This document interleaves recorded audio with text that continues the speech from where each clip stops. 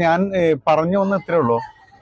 നമുക്ക് കടയിൽ സാധനം മേടിക്കാൻ വരുന്ന ആളുകൾ അവര് ജ്യോതിഷം, കൈനോട്ടം, മനഃശാസ്ത്രം, ദൈവശാസ്ത്രം, സാമൂതിരി ലക്ഷണം, പിന്നെ വർത്തമാനകാല രാഷ്ട്രീയം, സിനിമ, സ്പോർട്സ്, മതം, മനഃശാസ്ത്രം. അപ്പോൾ ഏത് വിഷയം ഒരു ആട് വരുമ്പോൾ ഓരോ വരുന്ന ആളുകൾക്കും പല വിഷയമാണല്ലോ. ആ വിഷയത്തിനാണ് ഞാൻ സംസാരിക്കുന്നത്. പക്ഷെ വീഡിയോയിൽ നമുക്ക് എന്ത് ചെയ്യാൻ പറ്റില്ല, അവരുടെ ഈ അത്തരം വിഷയങ്ങൾ സംസാരിക്കുന്നത് വീഡിയോ പിടിച്ചിടാൻ പറ്റില്ല. അത് അവർ 100% സന്തോഷമായിട്ട് സമ്മതത്തോട് പറഞ്ഞാലേ ഇടാൻ പറ്റുള്ളൂ. അതുകൊണ്ടാണ് അത്തരം വീഡിയോസ് ഇടുന്നത്. പക്ഷെ രാഷ്ട്രീയ വീഡിയോ എന്ന് പറഞ്ഞാൽ അങ്ങനെയല്ലാണ്. അത് ഓരോരുത്തരുടെ ആകാംക്ഷയാണ്. അപ്പം അത് നമുക്ക് അവർക്ക് ആ ചോദ്യങ്ങൾക്ക് ഉത്തരം കിട്ടണം. അവർക്ക് മുഖം കാണിച്ചില്ലെങ്കിലും ഉത്തരം വേണം അതുകൊണ്ടാണ് നമ്മൾ രാഷ്ട്രീയ വീഡിയോ ചെയ്യുന്നത്. ഓക്കെ, എന്തായാലും വന്നതിൽ വളരെ സന്തോഷം. എന്താണ് വളരെ വലിയ ചോദ്യങ്ങളായിട്ടാണ് വന്നതെന്ന് മനസ്സിലായി. എന്താണെന്ന് ചോദിക്കാനുള്ളത് ചോദിച്ചോളൂ, പറഞ്ഞു. ഞാൻ സാറിനോട് ഒരു ചോദ്യം ചോദിക്കട്ടെ? ചോദിച്ചോ. ഇപ്പൊ എന്താ കൂടുതൽ രാഷ്ട്രീയത്തിന്റെ വീഡിയോകൾ മാത്രം ഇങ്ങനെ പറഞ്ഞുകൊണ്ടിരിക്കുന്നത്? സാറിന്റെ പുസ്തകത്തിൽ അവഗണിക്കാനാവാത്ത സത്യത്തില് ആ പുസ്തകത്തിന്റെ കണ്ടന്റുകൾ ഉണ്ടല്ലോ. നമുക്ക് കർമ്മഫലം, ശത്രുതയിൽ എന്ത് സംഭവിക്കുന്നു, പിന്നെ അതുപോലെ ജീവിത വിജയത്തിന് എന്താണ് പ്രാർത്ഥന, പിന്നെ ശാപം ഫലിക്കുമോ, ജീവിത വിജയത്തിന് വേണ്ട കാര്യങ്ങൾ, ഇങ്ങനത്തെയൊക്കെയാണല്ലോ പറഞ്ഞുകൊണ്ടിരുന്നത്. പിന്നെ സൗന്ദര്യം നഷ്ടപ്പെടാതെ കുടവയർ എങ്ങനെ കുറയ്ക്കാം, പിന്നെ നീന്തൽ പഠിപ്പിക്കണോ, അതിനോടനുബന്ധിച്ചുള്ള കാര്യങ്ങൾ മാറിയിട്ട് ഫുൾ ടൈം ഈ രാഷ്ട്രീയത്തിലേക്ക് തന്നെ അങ്ങനെയാണല്ലോ ഇപ്പൊ ചെയ്തുകൊണ്ടിരിക്കുന്നത്. മറ്റേ പുസ്തകത്തിലത്തെ കണ്ടന്റുകളാണെങ്കിൽ എന്റെ അഭിപ്രായമാണ് കേട്ടോ, കൂടുതൽ ജനങ്ങൾക്ക് അല്ലാതെ ഒരുമിച്ച് കയറിയില്ലെങ്കിൽ എപ്പോഴെങ്കിലും ഒക്കെ ഒരു ആ വീഡിയോ കാണുന്ന നേരത്തെ ഒരു കണ്ടന്റ് കയറുകയാണെങ്കിൽ തന്നെ അവരുടെ ജീവിതത്തിന് വളരെ മാറ്റം ഉണ്ടാവില്ലേ? തീർച്ചയായിട്ടും. അതെന്തുകൊണ്ടാണ് ഇപ്പൊ ചെയ്യാത്തതെന്നാണ് ഇപ്പൊ ചോദ്യം. അതെന്താ കാണിച്ചാലേ, നമ്മള് ചോദ്യം ചോദിക്കാൻ വരുന്ന ആളുകളുണ്ടല്ലോ. ഇപ്പൊ നമ്മള് തുടക്കകാലത്ത് നമ്മുടെ അവഗണിക്കാനാവാത്ത സത്യം എന്ന് പറഞ്ഞ പുസ്തകം എഴുതിയ സമയമുണ്ടെന്ന്. അതെന്ന് പറഞ്ഞാൽ നമ്മളൊരു 10 വർഷം മുന്നൊക്കെ ആണല്ലോ. അപ്പൊ 5000 കോപ്പി, 25,000 കോപ്പി അതായിരുന്നു. അപ്പൊ ആ കാലഘട്ടത്തിൽ ആ പുസ്തകം വായിച്ചിട്ടുള്ള ആളുകൾ മുഴുവനും അതുമായി ബന്ധപ്പെട്ട വിഷയങ്ങളാണ് നമ്മളെ അടുത്ത് ചോദ്യം ചോദിക്കാനായിട്ട് വന്നിരുന്നത്. കാരണം വെച്ച് കഴിഞ്ഞാൽ പിന്നെ നമ്മൾ ജ്യോതിഷത്തെ പറ്റി പറയുന്നു, മനഃശാസ്ത്രത്തെ പറ്റി പറയുന്നു, ദൈവശാസ്ത്രത്തെ പറ്റി പറയുന്നു, കൈരേഖനെ പറ്റി പറയുന്നു, സാമൂതിരി ലക്ഷണം പറയുന്നു, ഒരാളുടെ ഭാവി ഭൂതം വർത്തമാനം പറയുന്നു, ഒരൊറ്റ നോട്ടത്തിൽ തന്നെ ആളുടെ എന്ത് കാര്യങ്ങളും പറയുന്നു. അപ്പം ഇങ്ങനെയുള്ളതുകൊണ്ട് അത്തരം വിഷയങ്ങളുമായി ബന്ധപ്പെട്ടിട്ടാണ് കൂടുതൽ ആളുകൾ നമ്മളെ കാണാനായിട്ട് വന്നിരുന്നത്. അപ്പം നമ്മൾ അവർ ചോദിക്കുന്ന ചോദ്യങ്ങൾക്ക് ഉത്തരങ്ങളാണ് നമ്മൾ പറഞ്ഞുകൊണ്ടിരുന്നത്. പിന്നെ അവരെ ദോഷങ്ങൾ നമ്മൾ മാറ്റി കൊടുക്കുക, അതിനുള്ള ഐഡിയകൾ, ബുദ്ധികൾ, തന്ത്രങ്ങൾ, മന്ത്രങ്ങൾ പറഞ്ഞ് കൊടുത്ത് പ്രയർ കൊടുത്ത് അവരെ വിട്ടിരുന്നു.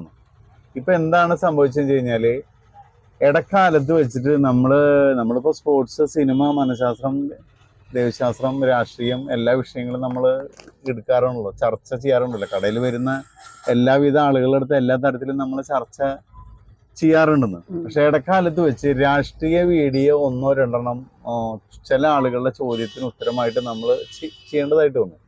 പക്ഷെ അത് ചെയ്യേണ്ടതായിട്ട് വന്നപ്പോൾ എന്ത് സംഭവിച്ചു കഴിഞ്ഞാൽ അതിന് വളരെയധികം ആളുകൾ കാണാനായിട്ട് കാഴ്ചക്കാർ വന്നു.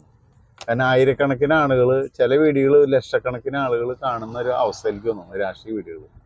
അപ്പോൾ എന്ന് വെച്ചാൽ അത്രയ്ക്കധികം വ്യൂസ് അതിന് വന്നു കഴിഞ്ഞപ്പോൾ നമ്മളിവിടെ മനഃശാസ്ത്രം, ദൈവശാസ്ത്രം, ജ്യോതിഷം, സാമൂതിരി ലക്ഷണമൊക്കെ പറയുമ്പോൾ വരുന്നൊരു വ്യക്തിക്ക് ആ വ്യക്തിനെ 100% അവരുടെ ചിന്തേനെ മനസ്സിലാക്കി അവർക്ക് മനസ്സിലാവുന്ന രീതിയിൽ നമുക്ക് വരുന്ന ആളുകളുടെ അടുത്ത് പറഞ്ഞു കൊടുക്കാനായിട്ട് വളരെ എളുപ്പമാണ്. പക്ഷെ നമ്മളൊരു വീഡിയോ എന്ന തരത്തിലേക്ക് അത് ലക്ഷക്കണക്കിന് ആളുകൾ കാണുന്നു, ആയിരക്കണക്കിന് ആളുകൾ കാണുമ്പോൾ ഈ ആയിരക്കണക്കിന് ആളുകളുടെ ഉള്ളിലേക്ക് ഒരു വ്യക്തിയുടെ അടുത്ത് പറയുന്ന പോലെ നമുക്ക് വീഡിയോസിൽ അത് പറയാൻ പറ്റാത്തൊരവസ്ഥ. അപ്പം അങ്ങനെയുള്ളൊരു സാഹചര്യം. പണ്ടെന്ന് പറഞ്ഞാൽ നമ്മുടെ വീഡിയോസ് നമ്മളായിട്ട് ബന്ധപ്പെട്ട് നമ്മളെ വ്യക്തിപരമായിട്ട് അറിയുന്നവർ, നമ്മളെ കാണാൻ വരുന്ന ആൾ, നമ്മളെ ഇതിന് അഡ്വൈസ് ചോദിക്കാൻ വരുന്നവർ, അത്തരം ആളുകളുടെ അടുത്താണ് നമ്മൾ പറഞ്ഞിരുന്നത്. ഇതെന്ന് പറഞ്ഞാൽ വീഡിയോസ് വളരെയധികം ആളുകളിലേക്ക് എത്തുകയാണ്. അപ്പം അത്തരം ആളുകളിലേക്ക് എത്തുമ്പോൾ അവർക്ക് നമ്മളെന്താണെന്ന് അറിയാത്ത ആളുകളാണ്. അപ്പം അവർക്ക് നമ്മൾ പറയുന്നത് ഒരിക്കലും മനസ്സിലാവാത്തൊരവസ്ഥ വരുമ്പോൾ ഒരു ആശയക്കുഴപ്പം അവരുടെ ഉള്ളിൽ സംജാതമാണ്. അത്തരം സാഹചര്യം ഒഴിവാക്കുന്നതിന് നേരിട്ട് നമ്മുടെ കടയിൽ വരുന്നു, അവരുടെ ഭാവി ബോധം, വർത്തമാനം, അല്ലെങ്കിൽ അവരെ വർത്തമാന കാലത്തെ പ്രശ്നങ്ങൾ, ഇതൊക്കെ ആയിട്ട് വരുന്ന നമ്മൾ നേരിട്ട് ചോദിക്കുന്ന കാര്യം നമ്മൾ കടയിൽ വരുന്നവരുടെ അടുത്ത് ഡയറക്റ്റ് നമുക്ക് പറയാൻ പറ്റുന്നു. അപ്പോൾ നേരെ മറിച്ച് വീഡിയോസ് അയക്കി വരുന്നത് പിന്നെ അവരുടെ മുഖം കാണിച്ച് അവരുടെ പ്രശ്നങ്ങൾ പറഞ്ഞ് അത് സോൾവ് ചെയ്യുന്ന രീതിയിൽ വരുമ്പോൾ ഒരു പക്ഷെ അവർക്കും ഇത്രയധികം ആളുകൾ കാണുമ്പോൾ അതൊരു പ്രശ്നമായിട്ട് മാറും. അതുകൊണ്ടാണ് അത്തരം കാര്യങ്ങൾ നമ്മൾ ഒഴിവാക്കിയത്. ഇപ്പോഴത്തെ അവസ്ഥയിൽ നമ്മൾ വെച്ച് കഴിഞ്ഞാൽ കൂടുതൽ ആളുകൾക്ക് ആകാംക്ഷ എന്ന് പറഞ്ഞ രാഷ്ട്രീയ വിഷയങ്ങളാണ്. അതുകൊണ്ടാണ് നമ്മൾ രാഷ്ട്രീയ വിഷയങ്ങൾ പറയുന്നത്. ഇപ്പോൾ ഇനി ഇതിൽ സംശയങ്ങൾ ചോദിച്ചു, എന്ത് സംശയം ചോദിക്കുക, ഏത് വിഷയമാണെങ്കിലും ചോദിച്ചോ, എന്തെങ്കിലും. അല്ല, രാഷ്ട്രീയം മോശം എന്നല്ല പറയണത്. സാധാരണ ഒരുമാതിരി എല്ലാ ആൾക്കാർക്കും ജീവിതത്തിന് കുറെ കഷ്ടം ദുരിതത്തിൽ ജീവിക്കണവരാണല്ലോ. അപ്പൊ അതിന് വല്ലാണ്ട് ഇങ്ങനെ കുറെ നേരം നാമം ചൊല്ലിയിട്ടോ അല്ലെങ്കിൽ പുഷ്പാഞ്ജലി ചെയ്തിട്ടോ അല്ലെങ്കിൽ പള്ളിയിൽ പോയിട്ടിരിക്കോ ഇതൊന്നും ഇല്ലാണ്ട് അല്ലെങ്കിൽ സിമ്പിൾ ആയിട്ടുള്ള വേർഡുകളിൽ കൂടിയാണല്ലോ നമ്മള് രക്ഷപ്പെട്ടുകൊണ്ടിരിക്കണം. തീർച്ചയായിട്ടും ഞാനൊക്കെ അങ്ങനെയാണ് രക്ഷപ്പെട്ടിട്ടുള്ളത്. അപ്പൊ അതുപോലെ ആ സബ്ജക്റ്റ് പറയുകയാണെങ്കിൽ പെട്ടെന്ന് എല്ലാവർക്കും മനസ്സിലായില്ല ഇതെന്താണ് ഇങ്ങനെ പറയണമെന്ന് തോന്നുകയാണെങ്കിൽ കൂടിയിട്ട് ഒരു വേർഡ് ക്ലിക്ക് ആവുകയാണെങ്കിൽ ഒറ്റയടിക്ക് അവരുടെ ജീവിതത്തിന് വളരെ മാറ്റം ഉണ്ടാവില്ലേ? അല്ല, പറഞ്ഞാല് കാര്യമുണ്ട്. അത് നിങ്ങൾ പറഞ്ഞ 100% ശരിയാണ്. നമ്മൾ പല സബ്ജക്റ്റുകൾ പറയുകയാണെങ്കിൽ കൂടിയിട്ട് ഒരു വ്യക്തി ചെയ്യണ കർമ്മഫലത്തിന് വല്ല പരിഹാരം ഉണ്ടോ? ആ പരമാവധി ഓരോ വ്യക്തികളെ തെറ്റുകൾ ചെയ്യാണ്ടിരിക്കല്ലേ ബുദ്ധി. ചെയ്ത കർമ്മഫലത്തിന് എന്തെങ്കിലും പരിഹാരം ഉണ്ടോ എന്നാണ് ചോദ്യം. ഓക്കെ, ഞാൻ ഉത്തരം പറയാം. ഓക്കെ ഞാനേ പറയട്ടെ. ആദ്യം നമ്മൾ പറഞ്ഞ വിഷയത്തിൽ കർമ്മഫലത്തിനെ പറ്റി ഞാൻ പറയാം. അപ്പം നമ്മൾ ജസ്റ്റ് 2 എക്സാമ്പിളും പറയാം. പക്ഷെ ഇപ്പോഴത്തെ അപ്പം ഞാൻ പറഞ്ഞു വന്ന ഇത്രേ ഉള്ളൂ. നമുക്ക് കടയിൽ സാധനം മേടിക്കാൻ വരുന്ന ആളുകൾ അവർ ജ്യോതിഷ്യം, കൈനോട്ടം, മനഃശാസ്ത്രം, ദൈവശാസ്ത്രം, സാമൂതിരി ലക്ഷണം, പിന്നെ വർത്തമാനകാല രാഷ്ട്രീയം, സിനിമ, സ്പോർട്സ്, മതം, മനഃശാസ്ത്രം. അപ്പോൾ ഏത് വിഷയം ഒരു ആട് വരുമ്പോൾ ഓരോ വരുന്ന ആളുകൾക്കും പല വിഷയമാണല്ലോ. ആ വിഷയത്തിനാണ് ഞാൻ സംസാരിക്കുന്നത്. പക്ഷെ വീഡിയോയിൽ നമുക്ക് എന്ത് ചെയ്യാൻ പറ്റില്ല, അവരുടെ ഈ അത്തരം വിഷയങ്ങൾ സംസാരിക്കുന്നത് വീഡിയോ പിടിച്ചിടാൻ പറ്റില്ലെന്ന്. അത് അവർ 100% സന്തോഷമായിട്ട് സമ്മതത്തോട് പറഞ്ഞാലേ ഇടാൻ പറ്റുള്ളൂ. അതുകൊണ്ടാണ് അത്തരം വീഡിയോസ് എടുത്തത്. പക്ഷെ രാഷ്ട്രീയ വീഡിയോ എന്ന് പറഞ്ഞാൽ അങ്ങനെയല്ലാന്ന്. അത് ഓരോരുത്തരുടെ ആകാംക്ഷയാണ്. അപ്പം അത് നമുക്ക് അവർക്ക് ആ ചോദ്യങ്ങൾക്ക് ഉത്തരം കിട്ടണം. അവർക്ക് മുഖം കാണിച്ചില്ലെങ്കിലും ഉത്തരം വേണം എന്നുള്ള, അതുകൊണ്ടാണ് നമ്മൾ രാഷ്ട്രീയ വീഡിയോ ചെയ്യുന്നത്. അപ്പം നമ്മൾ കാലകാലങ്ങളിലായിട്ട് നമ്മൾ എന്താ പറയുക, കേരളത്തിലും ഇന്ത്യയിൽ അത്രയധികം ഈ ജനങ്ങളായിട്ടുള്ള ബന്ധം, ഏജൻസികളായിട്ട് ബന്ധം, സെയിൽസ്മാനായിട്ട് ബന്ധം ഉള്ളതുകൊണ്ട് അവരിൽ നിന്ന് കിട്ടുന്ന ഫീഡ്ബാക്ക് ഉണ്ട്.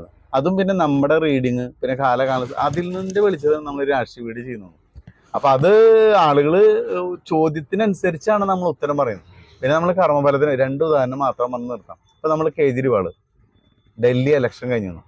അപ്പോൾ അദ്ദേഹം കോൺഗ്രസിനെ തറപറ്റിച്ചിട്ടാണ്, കോൺഗ്രസിൻ്റെ അഴിമതിക്കെതിരെ സമരം ചെയ്തിട്ടാണ് അദ്ദേഹം അവിടെ അധികാരത്തിൽ വന്നിട്ടുണ്ടായിരുന്നത്.